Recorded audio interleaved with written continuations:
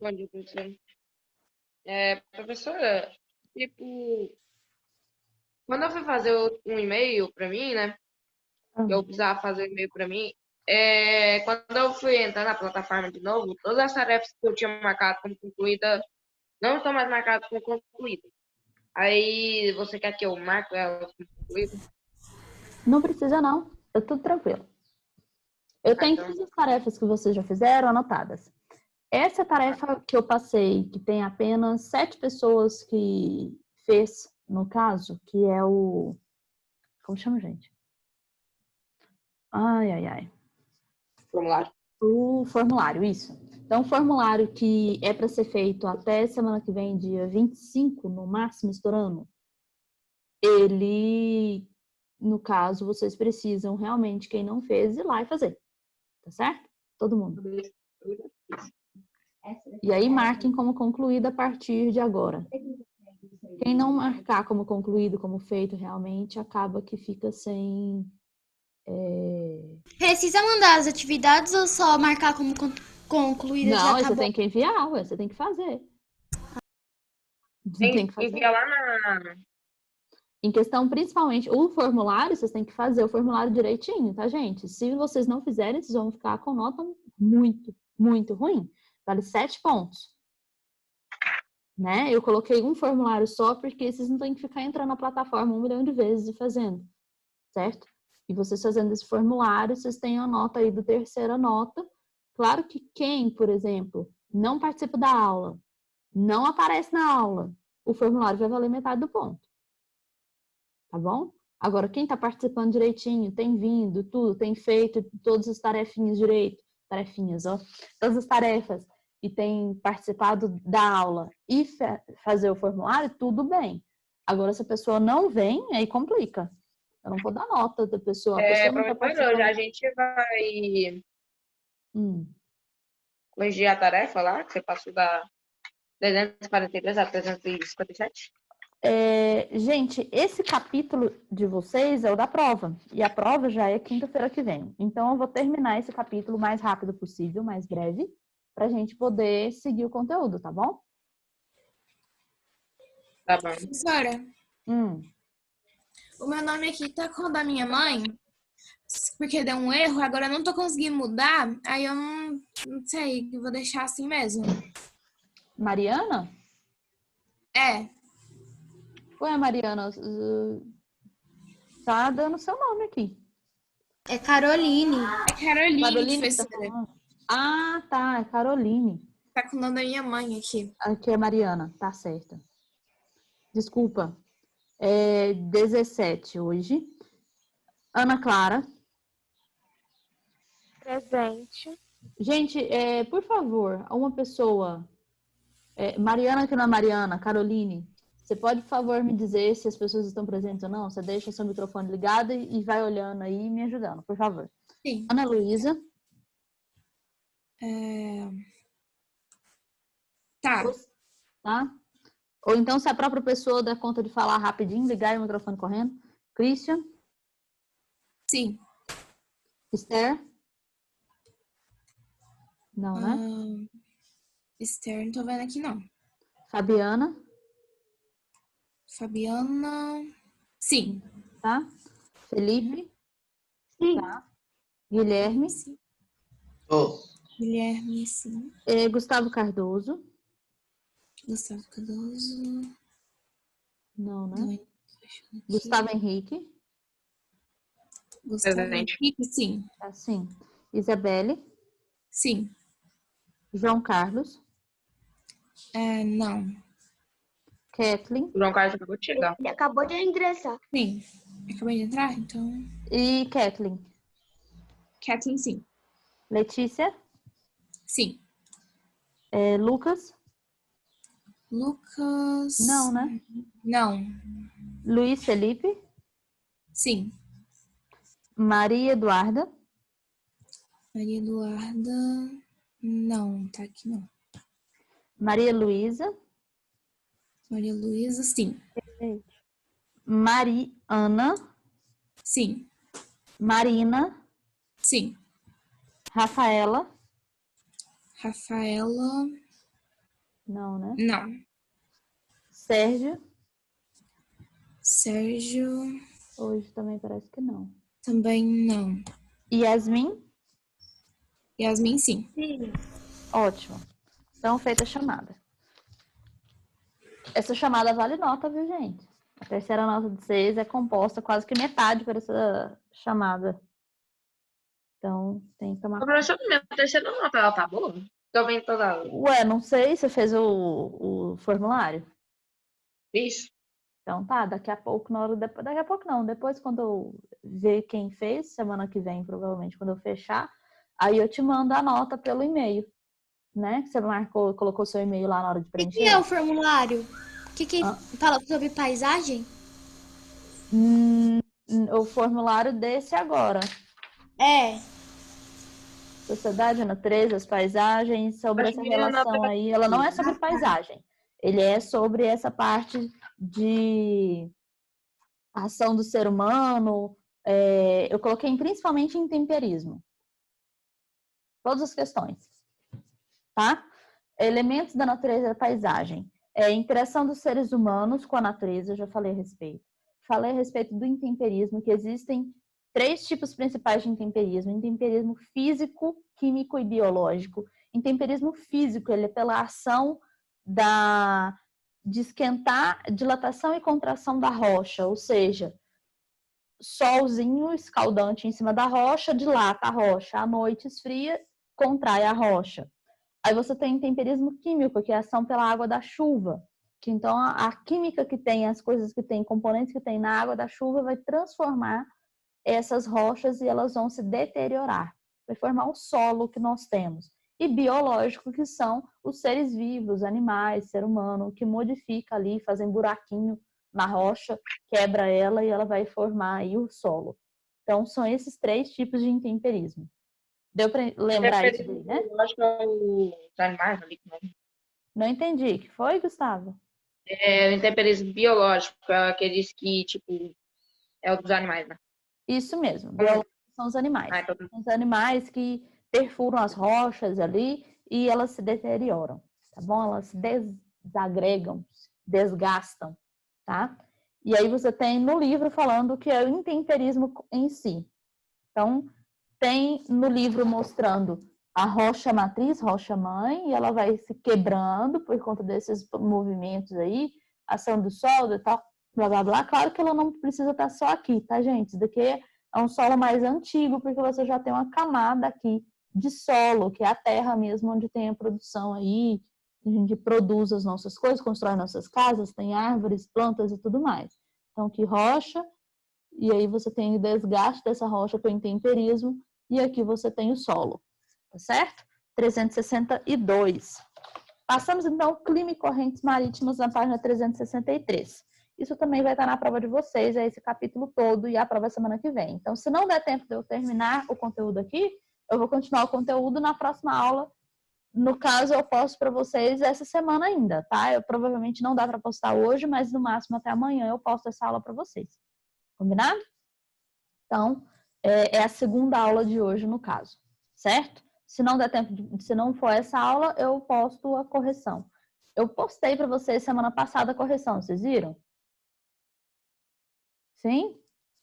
Pois é, tem que prestar atenção na plataforma, não é só aqui. Toda vez olha na plataforma lá, aula de geografia que eu posto. Até sexta-feira eu posto o material aí, as coisas de vocês todas, tá bom? Clima e correntes marítimas. Então, nós temos aí o clima. É um fator fundamental quando nos referimos a aspectos de paisagem, que eu já falei para vocês a respeito. As plantas dependem do clima, o tipo de solo, muitas vezes, a quantidade de água vai depender do clima, né, gente? E vice-versa, uma coisa depende da outra.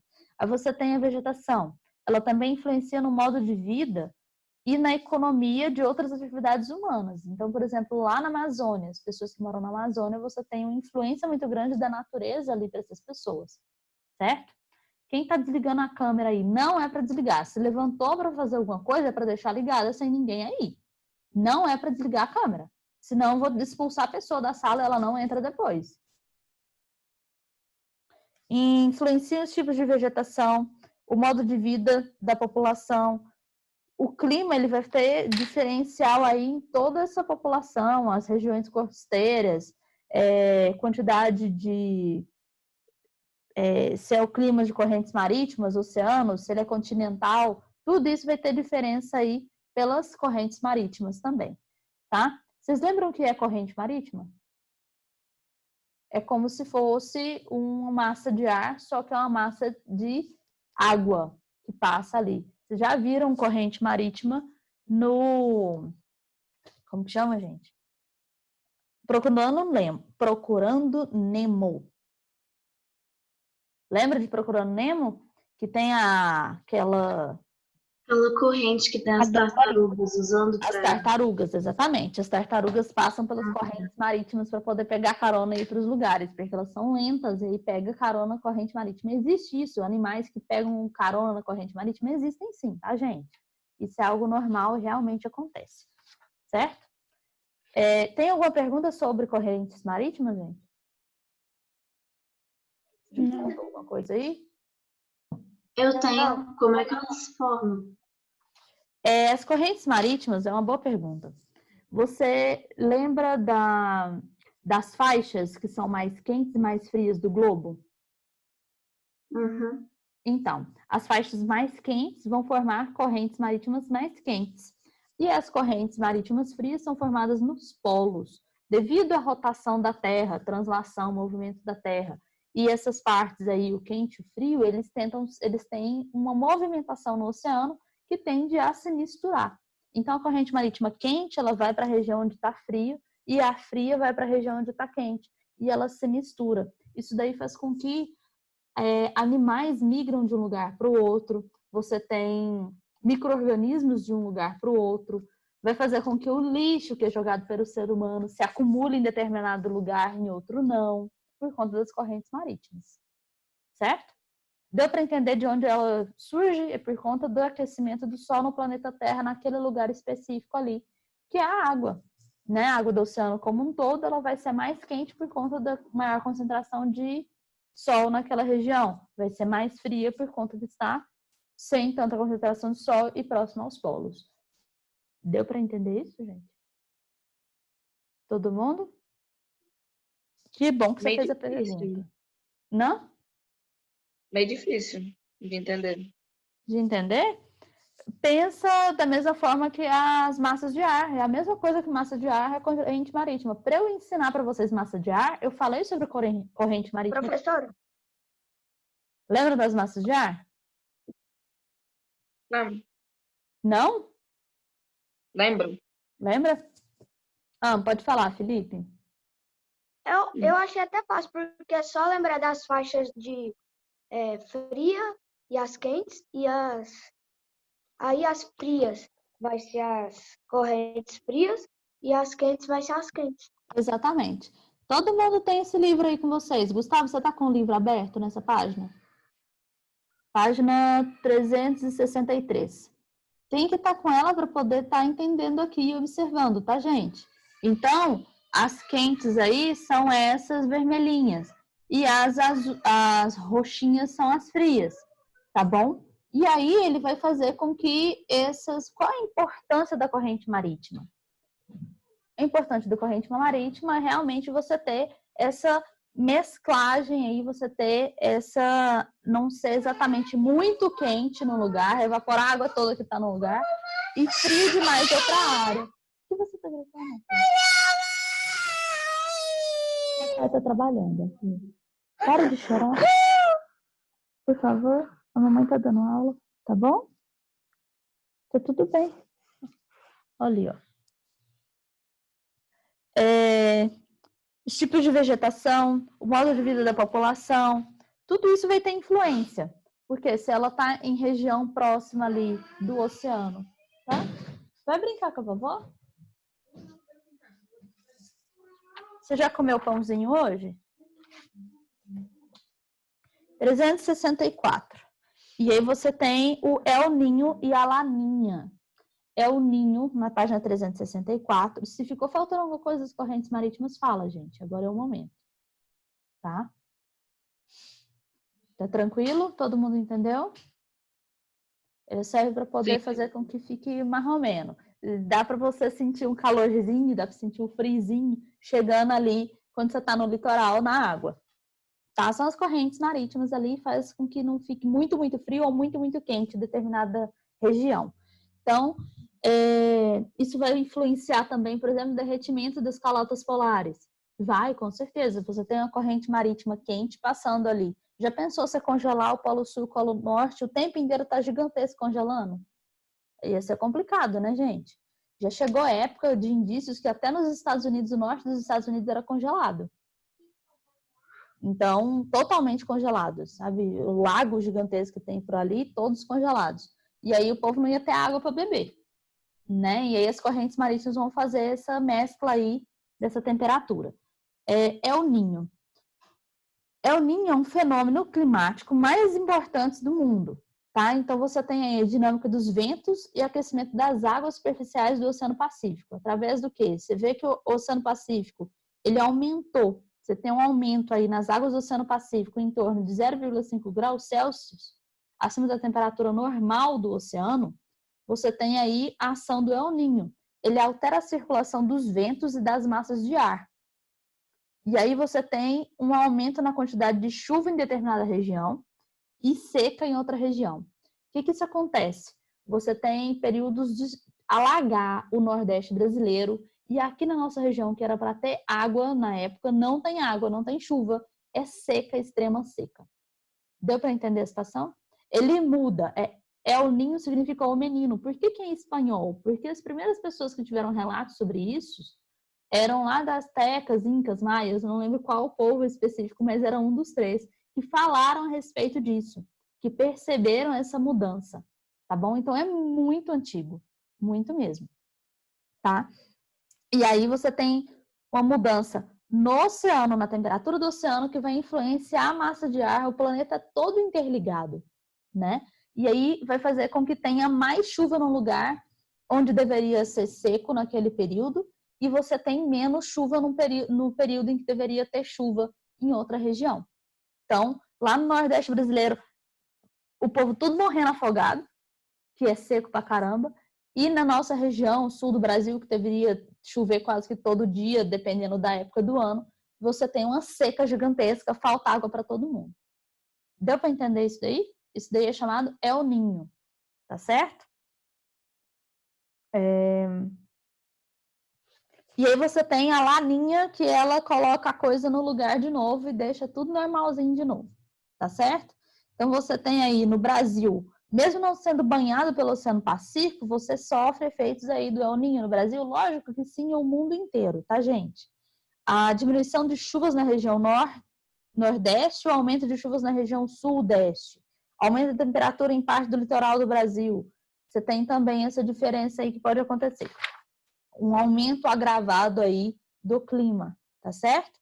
Gente, eu já passei todas as páginas para vocês fazerem desse capítulo de tarefa de casa? Sim. Sim, né? Eu acho que sim. Não, nem todas. Tem algumas aqui ainda. Tem duas, se não me engano. Tem duas. 357. Então, no lugar certo? Tô. Ó, tem a 378 a gente não fez. 377, 376. 366. Também não. E 367 também não. Tá. Antes do 366 tem alguma outra? Não. Então, Da 366 pra trás a gente fez tudo. até o finalzinho do capítulo aí, ó. Até 378. Tá bom? A 378 a gente não fez. Foi o que estudei. Não fizemos. 366 a 378. Isso é para casa, tá? Eu vou pegar minha agenda aqui. Hoje são 17. Eu olhei na plataforma pra ver se tinha tarefa, não apareceu nada lá não, professora. Tava gravado na aula a tarefa ou você já tinha escrito no mural já, tipo, nas atividades? Você olhou hoje? Oi? Eu corrigi uma atividade e passei a tarefa de casa, na verdade, semana passada, que eu tinha passado para vocês, foi o formulário. Tem o formulário lá e tem a correção do capítulo anterior. Tá? Então, fica essas tarefas de casa, que é esse capítulo todo, a relação entre a natureza e a sociedade nas paisagens. Então, ele está mostrando aí a diferença que tem do ser humano. Ele faz parte da natureza e se relaciona diretamente com ela por meio da retirada de recursos para sobrevivência, sobre técnicas de produção e assim por diante. Então, ele está mostrando aí umas ruínas do monumento conhecido como Pirâmide do Sol, que é no México, tá? E aí você tem construções na cidade do México atualmente aí. Então, você tem, ao mesmo tempo, na cidade do México, ele está mostrando de outro país, né, para a gente ter essa relação. Você tem algo que é muito antigo e você tem algo que é recente, tá bom? No mesmo país. Deu para entender a situação? Mudança do ser humano, transformação da paisagem, coisas do tipo. Produção de energia hidrelétrica. Então, na página do ser humano e seus recursos hídricos, página 369. Então, a água, sem a água não teria vida no planeta Terra, né, gente? A composição do nosso corpo, ele é em torno de 70% de água, ok? Quando a criança é pequenininha, ela tem maior quantidade de água no organismo, quando vai ficando idoso, vai ficando com menos água no organismo. Vai retirando essa água. E aí vai gerando um monte de problemas de saúde por falta da água, principalmente. Então, a produção de energia hidrelétrica é super importante atualmente para a gente. A gente não teria como ter energia para uma população de uma forma mais em conta para a gente. O que é mais em conta para a gente é energia elétrica, certo? Formado o quê? Por uma hidrelétrica. Quando se passa a ter energia quando precisa ter as caldeiras para poder gerar energia ou energia nuclear, aqui no Brasil tem também esses outros tipos de energia, passa a ser mais cara a produção e aumenta a tarifa da produção. Vocês já viram isso? Bandeira verde, amarela e vermelha na conta de água? Repararam isso? Já passou em jornal, em vários lugares explicando que é a respeito do tipo de produção que está precisando. Falta água naquele ano demais da conta, não tem quantidade de água para gerar energia elétrica, utiliza-se outras formas de energia que são mais caras e a gente vai sofrer no nosso bolso, tá? Então, 370. No Brasil, você tem a hidrelétrica, a página 370, tá, gente? Não é no ano 370, não. Então, no Brasil, nós temos aí hidrelétrica é a grande quantidade de rios. Então, os rios brasileiros favorecem a produção de hidrelétricas, a produção de energia por hidrelétricas, tá? Então, 65% da energia elétrica consumida no Brasil é gerada por usinas hidrelétricas. Beleza? Isso é tranquilo para vocês, gente? Sim, tranquilo. Sim? Certo. Fora do área, não.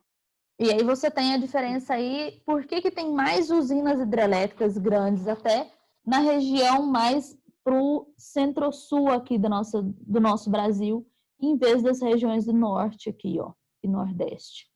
Porque essa região aqui, ó, ela tem maior concentração de hidrelétricas porque os rios são de planaltos, então tem cachoeira, tem queda, são mais dentro de vales. Isso faz com que você tenha que alagar menos para poder gerar uma queda grande de água, certo? Já em regiões que são muito planas, você tem que alagar uma área muito grande, isso daí gera um transtorno muito maior, mata muito mais gente, você perde território, mata gente, ó, mata muitos animais, você perde território, você tem que retirar grupos de pessoas, casas, fazendas, grupos indígenas, quilombolas da região e mandar eles para outras regiões, porque tudo aquilo ali vai ser alagado, isso gera muito gasto também, tá bom? Importância dos recursos hídricos para a agricultura. O Brasil é um dos maiores produtores mundiais de gêneros agrícolas. Então, cana-de-açúcar, milho, soja, mandioca, laranja, arroz, banana, trigo, tomate, algodão e café. Tudo isso daí vai precisar o quê? De água.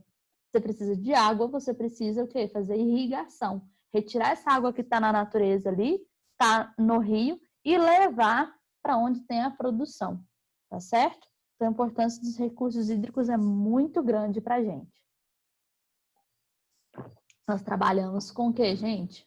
Produção de alimento, que é um dos que mais gasta água, porque a planta, para ela crescer, ela vai gastar muita água. Ela vai consumir muita água, vai para o solo, logicamente, também, né? Deu para entender isso daí? Eu entendi. Entendeu, Gustavo? Que bom, Sim. você pergunta as coisas, tem gente que não tem coragem de perguntar. Tem que perguntar sim se está com dúvida, viu? Sempre. E é bom, e isso vale nota também, participação, hein, gente? É só o Gustavo vai receber, nota, uma ou outra aí, o resto, cadê? Tem que participar. Ficou com dúvida, alguma coisa, participa. A turma de vocês até que participa. Professor, tô com dúvida, não. Felipe, o que você falou? Eu disse que esse capítulo aqui tá ok, não tô com dúvida, não. É porque a gente já viu, ele é quase que uma revisão, né, do que a gente já viu aí ao longo do tempo. Então, 371. 371, nós temos a importância das hidrovias, que são o quê? O meio de transporte mais barato, mais econômico que existe, na verdade, são as hidrovias, que são pelo transporte dos barquinhos. Eu já expliquei isso para vocês, né? Que ele tem uma carga muito maior do que, por exemplo, rodovia, que são os caminhões, e ele gasta menos combustível levando essa carga, certo? E que desliza mais fácil até. O atrito é menor, porque está em cima da água, fica muito mais leve. Vocês já viram? Vocês conseguem carregar os pais de vocês quando vocês estão na água, não conseguem? Sim? Aham, E aí sim, você sim. sai da água, você dá conta de carregar? Não. Então, a água... Dá pra nem pular quando você dá água. Então, nisso, as hidrovias são muito importantes, certo? Então, atualmente, o aproveitamento dos rios para a navegação comercial de passageiros ou de mercadorias é de grande importância para a economia de muitos países, tá? Alguns países principais. Mas isso facilita para escoar, para levar essa produção para outros países. E é muito mais barato, muito mais econômico, né? Não conseguiríamos comprar coisas da China tão barato se não fosse por hidrovias, por relação de vias, o quê? De navios que chegam aqui no Brasil, tá certo? E aí nós temos a situação, qual é a região que tem maior parte de hidrovias no Brasil? Região norte. Norte. A região norte. Por que a região norte? Porque onde tem ali o rio Amazonas, são rios de planície, são rios que são planinhos, tranquilos, mais leves, não é corredeira, não é queda d'água, não tem tanta cachoeira, certo? Então, esses rios aí, por não ter tanta cachoeira, ele vai favorecer com que tenha mais hidrovias. Os rios alagam demais, tem época do ano ali na região norte do país, em que as ruas ficam todas alagadas, não tem como o povo passar por carro. Tem que ser o quê? Pelos rios. Então, são várias hidrovias ali. Ou você chega na Amazônia, lá em Manaus, em determinada época do ano, por barco, né? Ou então por avião. Você não consegue chegar simplesmente de carro por toda a trajetória. Tá? Você vai ter que pegar, ir por carro um pedaço, colocar na balsa esse carro e continuar pela hidrovia. Tá certo? O Brasil tem mais de 41 mil quilômetros de hidrovias em seu território.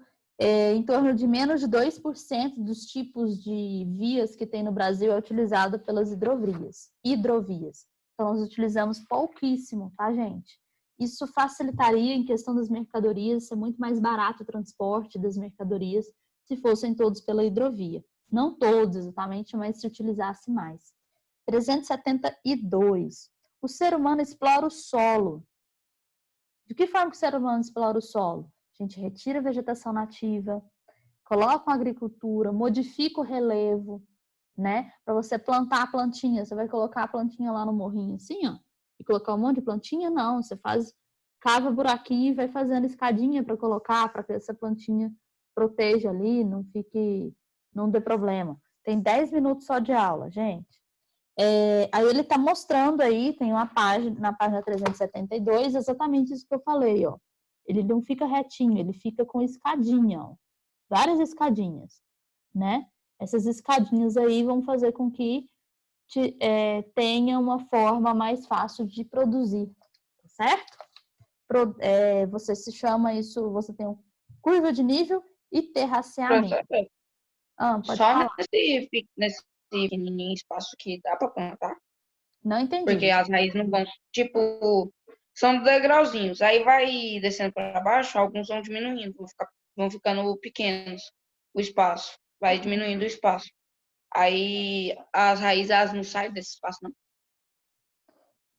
Mas a plantinha sobrevivendo tá valendo. Ah, tá. Entendi. Entendeu? A plantinha, mesmo que dê para poder... Porque se tiver retinho assim, o que acontece? Vem a chuva e leva tudo embora. Tá bom? Então, eles fazem esses quebra-nozes aí, ó, essas quebradeiras aí. Para quê? Porque a chuva, ela tem que descer o degrauzinho. Então, ela vai cair aqui, vai infiltrar uma parte, descer outra parte, infiltrar no de baixo. Ele não vai ser retinho aqui e ter corredeira de uma vez.